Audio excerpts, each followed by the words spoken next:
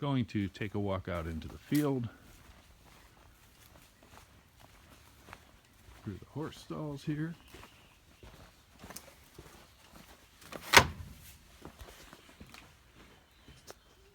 And that's the other property up there on the hill. But here in our field, we have this tremendous growth of God only knows what kind of weeds. They seem to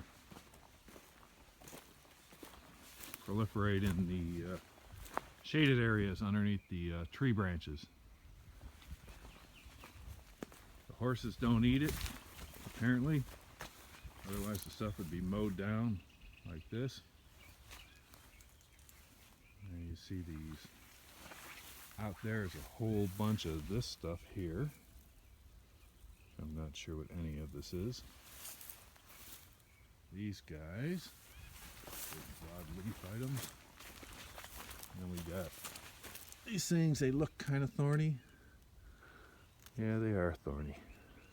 Not too bad, but definitely pointy. More of the broadleaf stuff. Huge area back here. There's a fence there, I don't know if you can see it. Yeah. This whole area back here, which could be grazing, apparently gets overtaken by the stuff. It happens every spring. Here are these guys, which I particularly don't like. They seem to overtake the fields in an invasive nature. Little pointy leaf thing there. And then these flowers that come. As you can see here, this whole area. And what I do, and whenever it happens, is I come out here at some point. I'll come out with a sprayer and spray all this stuff with Roundup. The horses don't eat this stuff. It does no good. Hopefully it can somewhat delay the proliferation. I don't know if I'm having any success or not, but at least it gets rid of it temporarily. Here's some more, a different thing. These I particularly don't like either. The leaves are a little different. The flowers are different. And this is what they get bigger. I refer to these as star thistle, and that's probably not correct, but it resembles them.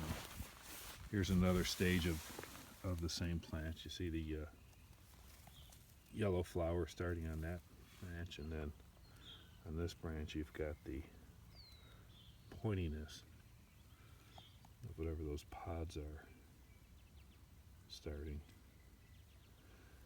So, another plant, a little different than the others. So we got a big variety of stuff out here. It just crossed my mind, maybe the game plan. Since this can't be eaten, maybe I should plant something in here. Maybe what I should buy is, there's more. And again, we're underneath these shade trees. All this area seems to kind of be shaded. Even when you get out past this fence line to the next area, this is the beginning of a huge main field of 20 acres. This area under here, you can tell it's not eaten down. It's underneath a bunch of trees. And it's just overtaken. Overtaken with all these different varieties of things. These guys I also don't like. I think this is the stuff that potentially gets in the, when it gets a little bigger, gets in the dogs' noses and ears. You can hurt them. Bigger versions of it here. All the way out to here. The field is just littered with this. So maybe what I should try to do is find out when the right time of the season is with our natural rains and get out here and kill this stuff with Roundup and then drop some RoundUp Ready Alfalfa seeds throughout the whole area. And maybe we can have some success in growing alfalfa, which I end up buying quite a bit of for the horses anyways. Out there they seem to graze fine. You know, they pick and choose what they eat out there. It's not all eaten down, but this area out here seems to be completely avoided in terms of eating. So even though we have 20 acres, it's quite a bit short of 20 actual useful acres of edible material for them. The other options I've heard that goats will eat the stuff down. Cows will eat more of it than horses, and goats will eat just about anything. So I think some of that might require cross fencing, moving animals around, more trouble, learning how to deal with new animals and different types of fencing associated with goats and with horses, and more trouble. So I'm leaning towards the grass seed. Maybe try doing that once a year.